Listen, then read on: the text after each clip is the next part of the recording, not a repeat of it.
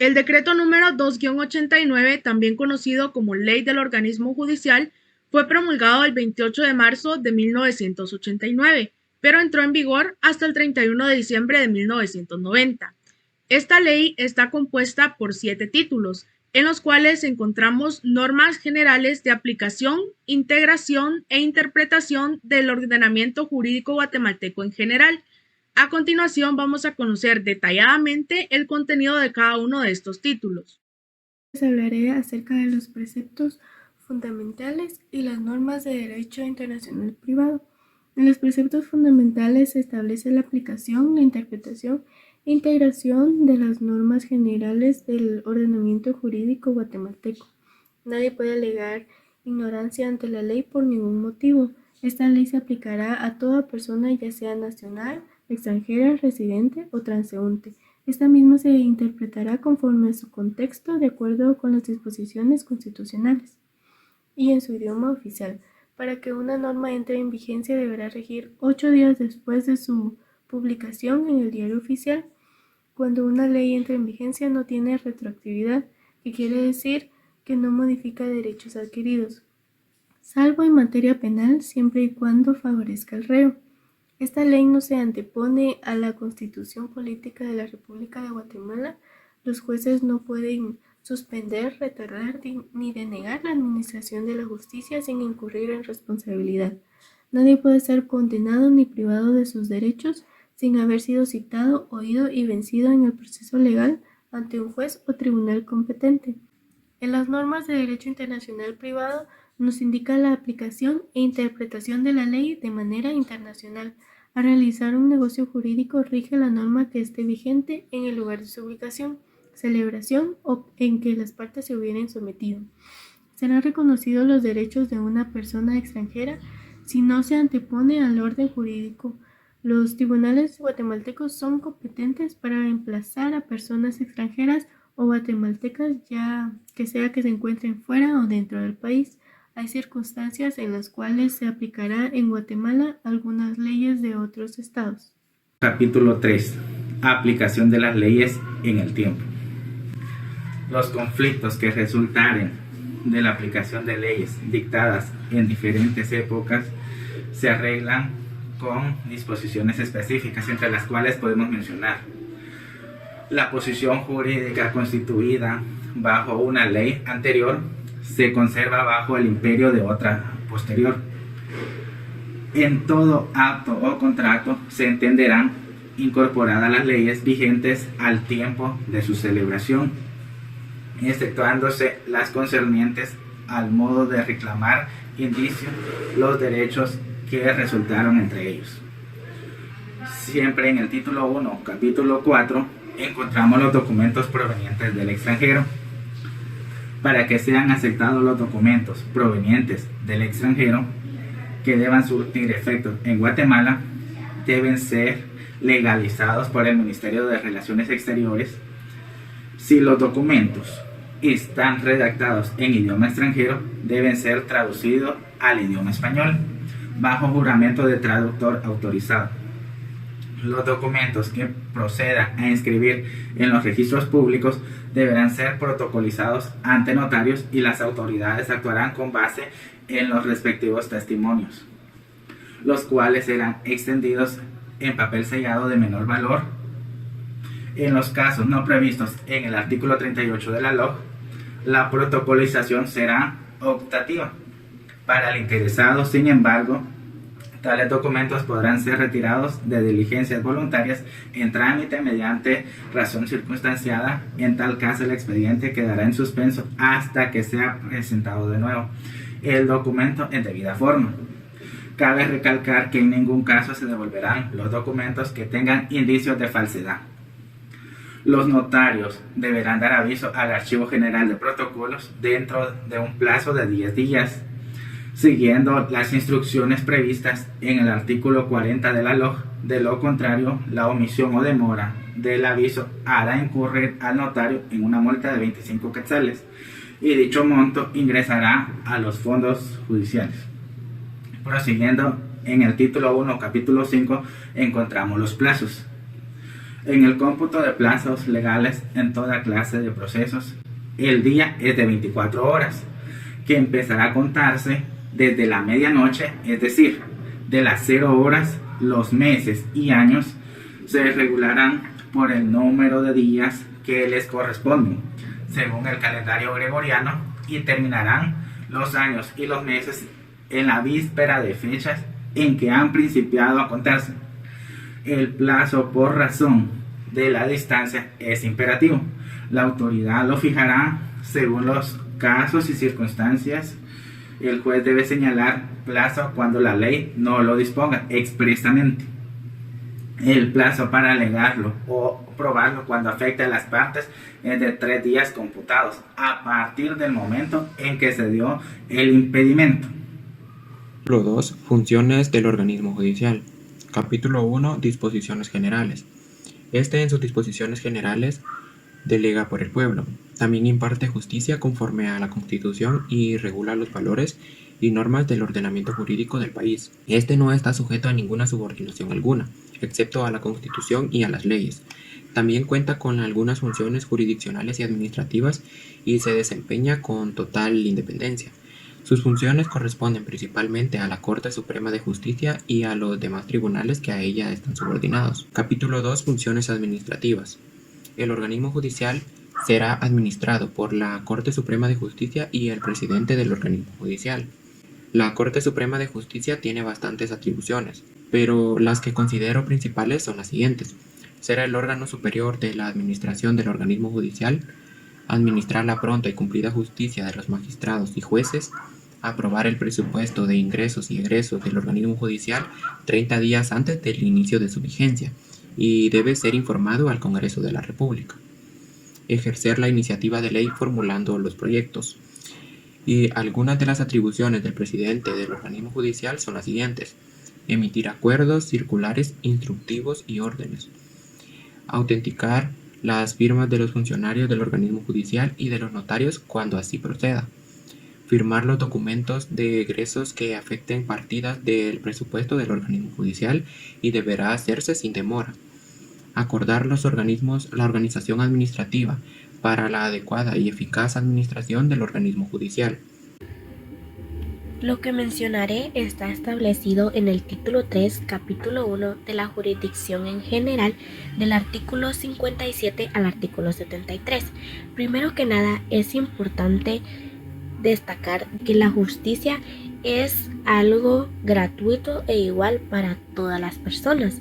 Es algo que se imparte en la conformidad con nuestra Constitución y las leyes que complementan el ordenamiento jurídico del país. La función jurisdiccional es ejercida únicamente por la Corte Suprema de Justicia y los tribunales que establezca la ley. Solo ellos tienen la facultad de poder juzgar y de llevar a cabo la ejecución de lo juzgado. Ninguna otra autoridad podrá intervenir en la administración de la justicia. Pero para llevar a cabo o ejercer la jurisdicción se debe distribuir en distintos órganos como la Corte Suprema de Justicia, la Corte de Apelaciones, la Magistratura Coordinadora de la Jurisdicción de Menores y Tribunales de Menores, el Tribunal de la Contencioso Administrativo, el Tribunal de Segunda Instancia de Cuentas, los juzgados de primera instancia, los juzgados de menores, los juzgados de paz y menores y otros que establezca la ley.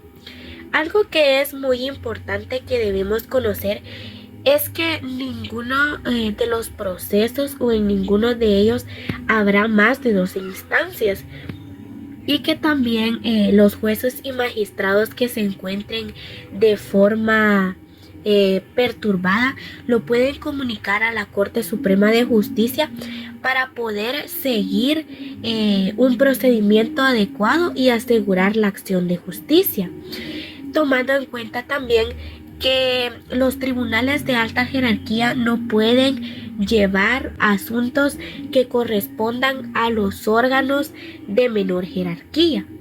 Algo también que es fundamental recalcar es que los actos y diligencias de los tribunales son públicos, salvo en casos que tengan que ver con razón moral o con la seguridad social, es que se llevan de forma reservada. Pero en todos los casos, los sujetos procesales juntos con sus abogados tienen el derecho de poder estar presente en todos los actos, protestar y enterarse de todos los contenidos. Algo muy importante también es que los trabajadores del organismo tienen prohibido y no pueden recibir o aceptar propinas de cualquier persona o de personas que estén interesadas. Los jueces en su ejercicio de acción tienen la facultad o la capacidad de obligar a alguien a hacer algo, siempre y cuando se sigan los medios legales. Tienen la capacidad también de mantener el orden y mantener la disciplina de los funcionarios, distribuyendo el trabajo de una forma que sea eficiente, pero también pueden imponer sanciones que establezca la ley. Otra de las facultades con las que cuentan los jueces es que ellos pueden enmendar procedimientos. Cuando se comete un error sustancial que puede afectar los derechos de algunas de las partes, ellos enmiendan estos procedimientos, pero para ejercerlos existen unas limitaciones, como que el juez debe determinar razonablemente el error. El auto debe señalar la resolución y diligencias que son afectadas para que éstas queden sin validez. Esto no afecta las pruebas válidamente que han sido recibidas y tampoco afecta las actuaciones que no tengan relación con los actos de enmienda. Una de las obligaciones que tienen los jueces es de que ellos deben recibir todas las declaraciones, leerlos, estudiarlos y dirigir todos los actos de prueba con ayuda de un secretario que es elegido por la Corte Suprema de Justicia. Así como hemos escuchado que los jueces tienen facultades y obligaciones, también tienen prohibiciones, y una de ellas es de que ellos no pueden desempeñar el cargo de ser tutores o protutores, salvo si se trata de un cónyuge conviviente o un pariente que esté dentro de los grados que establece la ley. No puede opinar o dar comentarios sobre algo que conozca, o no puede celebrar los contratos con las personas que ante ellos litiguen, entre otras prohibiciones. Es importante mencionar también que los jueces, magistrados o trabajadores del organismo judicial no pueden dejar su cargo aunque se les haya aceptado o recibido la denuncia, sino que ellos se retiran hasta que llegue su sucesor. Y por último, un magistrado o juez, ellos no pueden declarar como testigos en un acto. El capítulo 2 del título 3 se denomina Corte Suprema de Justicia, y en este se establece todo lo relativo a este tribunal. La Corte Suprema de Justicia es el tribunal de máxima jerarquía dentro de nuestra estructura judicial, y esta posee jurisdicción en toda la República para el conocimiento de todos aquellos asuntos que le competen según lo establecido en la ley. La Corte Suprema de Justicia se integra por 13 magistrados, de los cuales se designa un presidente, quien también presidirá el organismo judicial. Actualmente, quien preside la Corte Suprema de Justicia y por lo tanto también al organismo judicial es la doctora Silvia Patricia Valdés Quesada. Además de este presidente, también se establecen otros 12 magistrados que poseen una misma jerarquía. Los magistrados de la Corte Suprema de Justicia son electos por el Congreso de la República, a través de una postulación de 26 candidatos establecidos por una comisión específica para un periodo de 5 años. Para tener una mejor organización, la Corte Suprema de Justicia se divide en cámaras. Una cámara es un tribunal colegiado integrado por 4 magistrados, de los cuales se elige a un presidente y los demás tienen el puesto de vocal, que tienen como función conocer, analizar, discutir y resolver todos aquellos recursos que según la ley son de su competencia.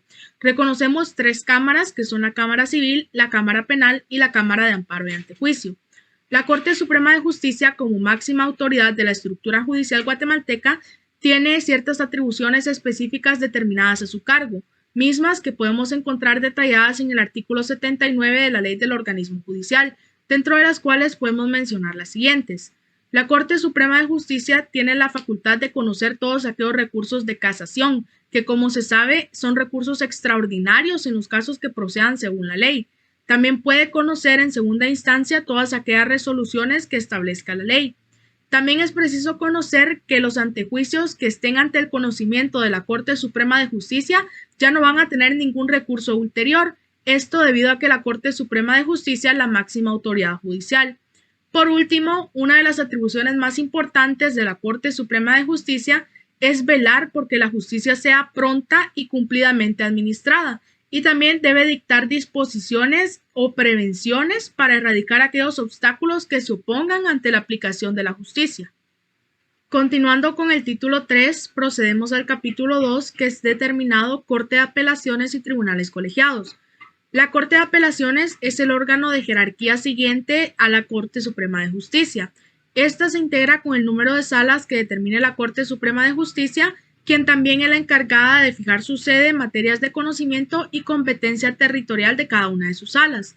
Cada sala de apelaciones estará integrada por 3 magistrados propietarios y 2 suplentes para aquellos casos que sean necesarios, y su presidente será el magistrado designado por la Corte Suprema de Justicia. Como todo órgano jurisdiccional, la Corte de Apelaciones también posee atribuciones específicas que podemos encontrar detalladas en el artículo 88 de la Ley del Organismo Judicial. Entre ellas podemos mencionar las siguientes.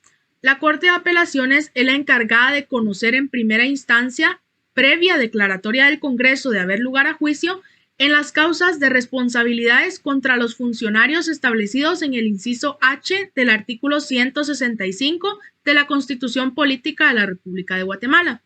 La Corte de Apelaciones también es la encargada de conocer en segunda instancia todos aquellos procesos establecidos en la ley, así como conocer aquellos antejuicios cuyo conocimiento no esté atribuido a ningún otro órgano.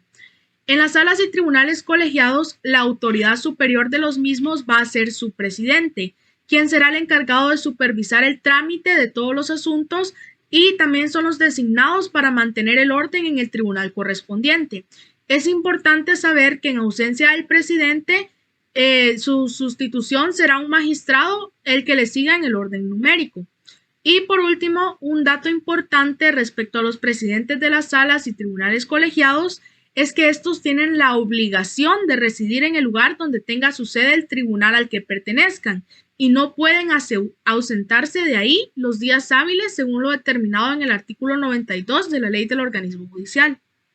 Por último, un dato importante respecto a los presidentes de las salas y tribunales colegiados es que estos tienen la obligación de residir en el lugar donde tenga su sede el tribunal al cual pertenezcan y no pueden ausentarse de ahí los días hábiles según lo determinado en el artículo 92 de la Ley del Organismo Judicial. El capítulo 4, Juzgados de Primera Instancia. Los juzgados de primera instancia son tribunales pertenecientes al organismo judicial. Dichos tribunales tienen como principal objetivo conocer los casos, hechos o procesos judiciales, así como delictivos en primera instancia. Es decir, después de los juzgados de paz o juzgados menores, cuando sea requerido o de mayor importancia. Haré mención de algunos artículos según la Ley del Organismo Judicial. Artículo 94. Competencia. La Corte Suprema de Justicia determinará la sede y distrito que corresponde a cada juez de primera instancia y en donde hubiere más de uno, les fijará su competencia por razón de la materia, de la cuantia y del territorio. Artículo 96. Residencia. Los jueces de primera instancia tienen la obligación de residir en la población de la sede del juzgado, en el que prestan sus servicios y sin licencia. No pueden ausentarse de su departamento en días hábiles. El incumplimiento de este artículo será considerado falta grave. Artículo 97. Despachos. No obstante la división jurisdiccional de los jueces de primera instancia, estos deben cumplimentar inmediatamente los despachos y órdenes que reciban de la Corte Suprema de Justicia y de cualquiera de los tribunales colegiados. Artículo 99. Actos fuera del tribunal. Cuando los jueces de primera instancia tengan que practicar diligencias fuera del tribunal y dentro del perímetro de la población en que residan, deben hacerlo personalmente y no por medio de despacho cometido a los jueces menores. De igual forma, Les expondré del capítulo 4, Juzgados Menores. Los juzgados menores son tribunales menores pertenecientes al organismo judicial. Estos tribunales están a cargo de jueces que son dispuestos según las órdenes de la Corte Suprema de Justicia, los cuales bien tienen la facultad de juzgar todos aquellos casos que dispongan las leyes nacionales. De igual manera, haré mención de algunos artículos del capítulo 4. Artículo 101. Juzgados de paz. Los juzgados menores se denominan juzgados de paz o a menos que por su especial naturaleza la ley o la Corte Suprema de Justicia les dé distinta denominación. La Corte Suprema de Justicia establecerá a los juzgados menores en el número y en los lugares que considere conveniente a la buena administración de la justicia. Artículo 103. Jueces itinerantes. Cuando la Corte Suprema de Justicia lo considere necesario, puede acordar que los jueces de paz ejercen sus atribuciones en forma itinerante en determinada circunscripción territorial. Artículo 105. Impedimentos. En caso de impedimento, excusa o recusación, declarados procedentes o de falta temporal del juez de paz, será sustituido por otro de igual categoría, si lo hubiere en el municipio, y si no, por el juez de paz cuya sede sea más susceptible. En caso de falta absoluta, se procederá de la misma manera mientras la Corte Suprema de Justicia nombra al sustituto. Artículo 107. Turnos. En donde haya más de un juez de paz, deben estos funcionarios permanecer en su despacho por turnos fuera de las horas de audiencia, a efecto de que haya una demanda, su intervención y para las sanciones económicas de los que sean detenidos por las faltas y después de las horas ordinarias de audiencia, los turnos serán distribuidos por el presidente del organismo judicial. El juez de paz que sin causa justificada no cumpliere con lo dispuesto en este artículo, sufrirá una multa de 10 quetzales a 100 quetzales, que en cada caso impondrá de plano el juez de primera instancia jurisdiccional. La causa justificada deberá aprobarse dentro de 24 horas. Voy a hablar sobre el capítulo 1 del título número 4, que es la jurisdicción y la competencia.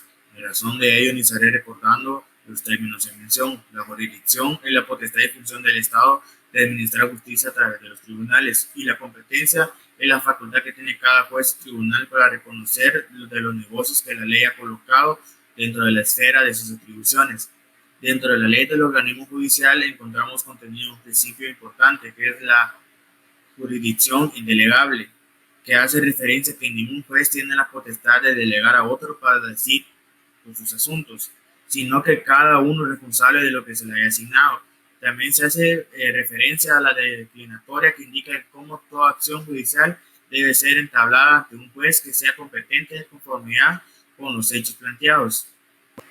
Ahora hablaré sobre el capítulo 2. Por su parte, en el capítulo 2 se desarrollan los impedimentos, las excusas y las recausaciones. En el artículo 122 están determinados los impedimentos que pueden tener un juez al momento de que se le presenta un asunto, entre los cuales podemos mencionar ser pariente de una de las partes del asunto o de cualquier tipo de relación con cualquiera de las partes del caso. Asimismo, en el artículo 123 están consignadas las excusas, en donde los jueces deben excusarse de determinados casos, como en el inciso A, que habla de que el juez no debe tener ni una amistad íntima o relaciones con alguna de las partes, y según esto hagan dudar al tribunal de la imparcialidad del juzgador. Y por último tenemos el artículo 125, que tenemos designado la recausación, que básicamente las causas son las mismas que la de los impedimentos y de las excusas. Por último tenemos el capítulo 3, que habla sobre los incidentes, donde toda cuestión accesoria que sobreponga a la convocación de un proceso y que no tenga señalado por la ley un procedimiento deberá permitirse como un incidente, donde también, como lo cita en el artículo 136, que cualquier proceso jurídico que puede quedar en suspensión si hay obstáculos en el curso del asunto, como también están los trámites que se dan si hay un incidente como el plazo de 2 días. Además, en el artículo 140 se establece que el juez debe resolver dentro de 3 días de haber transcurrido el plazo de la audiencia. Voy a hablar sobre el capítulo 4, las resoluciones en general. Las resoluciones en general son decisiones no normativas por parte de una autoridad, sea política, administrativa o judicial, que solventa un conflicto de pautas a seguir en una materia determinada. Les voy a leer sobre un artículo de las resoluciones en general, que será el artículo 141, clasificación. Las resoluciones judiciales son decretos, son determinaciones de trámites, son autos que deciden materia que no es simple trámite o bien resuelven incidentes o el asunto principal antes de finalizar el trámite. El inciso C sería sentencias que deciden el asunto principal después de agotados los trámites del proceso y aquellas que sin llenar estos requisitos sean designadas tales por la ley. Les voy a leer también sobre el artículo 142, plazo para resolver.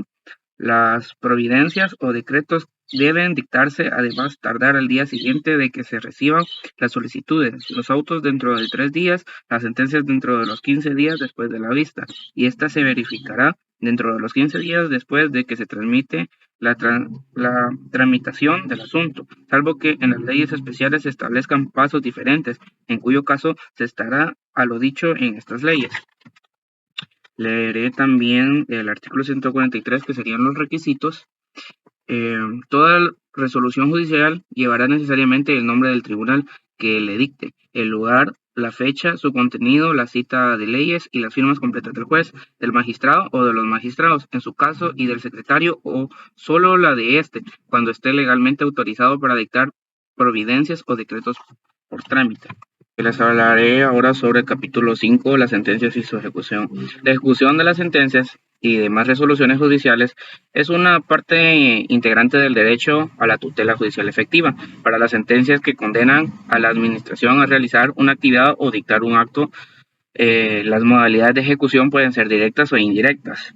Para esto vamos a completarlos con algunos artículos de la Ley del Organismo Judicial, que es artículo 147, redacción. Las sentencias se redactarán expresando, inciso A, nombre completo, razón social o denominación y domicilio de los litigantes en caso de las personas que lo hubiesen representado y el nombre de los abogados de cada parte, clase y tipo de procesos y el objetivo sobre el verso en las relaciones de los hechos.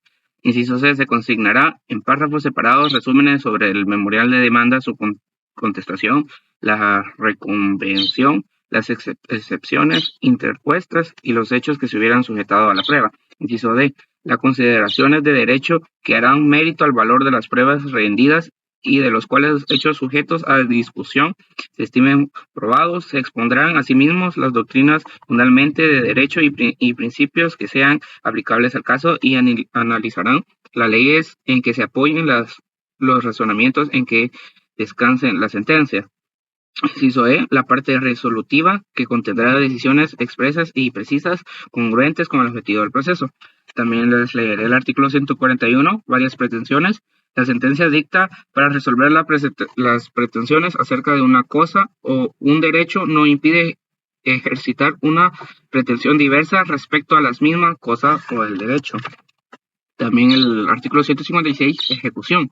Debe ejecutar la sentencia el juez que dictó en primera instancia. En lo penal se atendrá a lo que preceptúa la ley. Título 5, capítulo 1, actuaciones judiciales. Las actuaciones judiciales se forman con el conjunto de actividades desarrolladas en el curso de un juicio por la autoridad jurisdiccional o por las partes, o sea, que se constituyen por todo el cúmulo de hechos o actos actuados dentro de un juicio por las personas que en él intervienen como partes, terceros, testigos, peritos o por la propia autoridad judicial.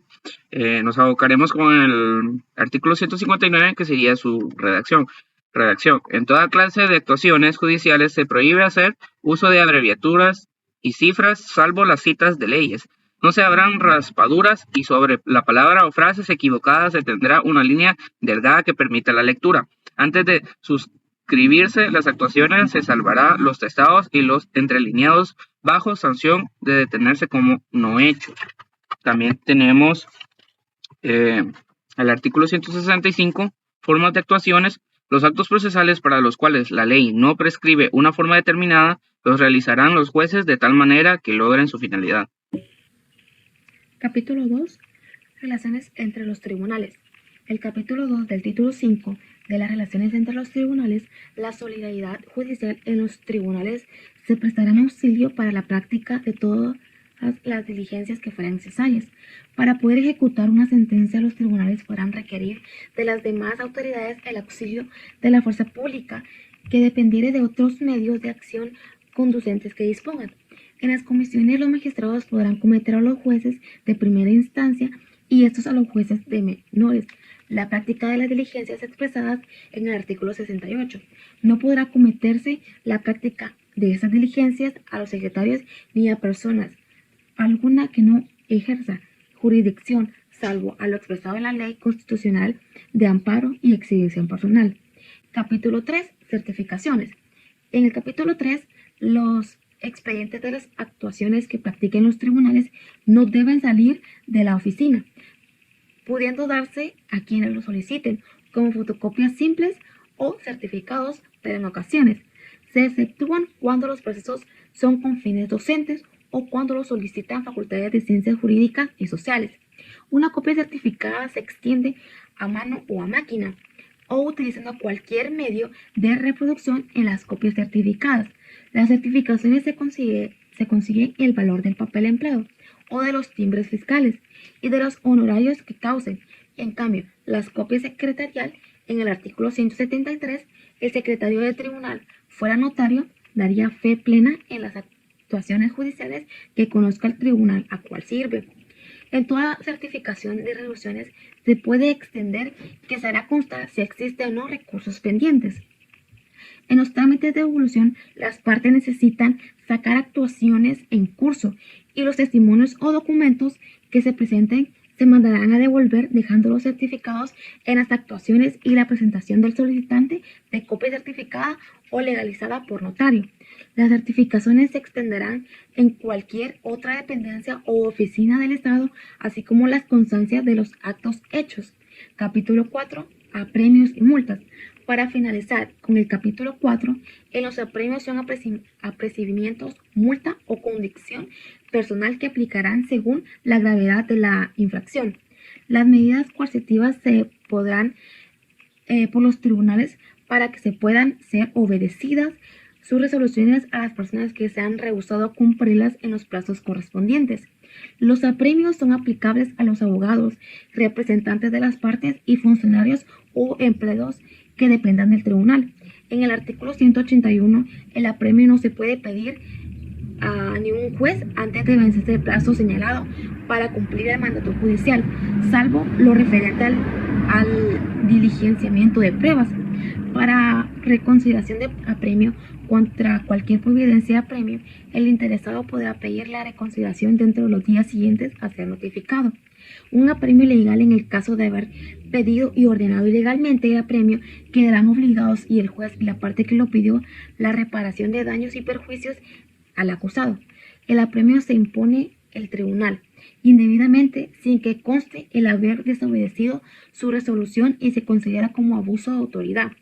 En los tribunales tienen la obligación de imponer las multas establecidas en la ley y si no lo hicieran, sus titulares quedarán responsables por su valor, pero en las cuantías de las multas, en el artículo 186, en los casos no precisamente por la ley, la multa no bajará de 5 quetzales ni excederán los 100 quetzales. Quien no cubra la multa en el plazo que se le fije incurrirá con el delito de desobediencia. Todas las multas o con multas que comprueban de la Administración de Justicia ingresarán a la tesorería del organismo judicial. Título 6, capítulo 1. Mandatarios judiciales. Este es aquella persona que ejecuta ciertos actos jurídicos en representación de su mandante, siempre y cuando éste tenga conocimiento del proceso. Por su parte, el mandato debe conferirse en escritura pública para ser registrado en el Archivo General de Protocolos de la Presidencia del organismo judicial. Alguna de las facultades que tienen los mandatarios es reconocer y desconocer parientes, reconocer firmas, aprobar liquidaciones y cuentas. A su vez también tienen obligaciones y alguna de estas es acreditar su representación, no abandonar el asunto en que hubiesen gestionado mientras no hayan sido reemplazados. No pueden ser mandatarios judiciales aquellos que por sí mismos no pueden gestionar en asuntos judiciales, los que tengan auto de prisión o condena pendiente, quienes no sean abogados, salvo y cuando se trate de la representación del cónyuge, de su conviviente y de sus parientes dentro de los grados de ley. El capítulo 2 habla sobre los abogados y algunos requisitos que se necesitan para ejercer esta profesión. Es tener el título correspondiente, ser abogado activo, estar inscrito en el registro de abogados. Por su parte, para dar curso a la gestión de demandas, peticiones y memoriales, debe de presentar ante los tribunales de justicia la firma y sello del abogado, y a su vez éste tiene la libertad para sostener por escrito y de palabra los derechos de sus clientes. No podrán actuar como abogados los incapacitados, quienes hubieran sido declarados inhábiles de conformidad con la ley, quienes tengan auto de prisión o condena pendiente por el tiempo fijado a la sentencia respectiva. Y alguna de las obligaciones que tienen los abogados es guardar lealtad procesal a las partes y al tribunal, defender gratuitamente a los declarados pobres y a los procesados que no se les haya nombrado defensor.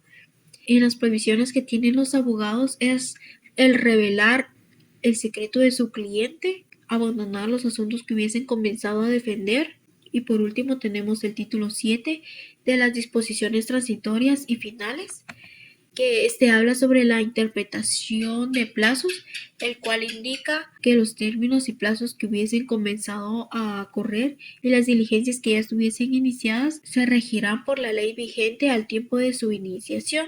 También hace referencia sobre los epígrafes que ayudan a facilitar la consulta, que a su vez estos carecen de carácter legal. Y por último, en el artículo 209 establece que la ley entró en vigencia el 31 de diciembre de 1990.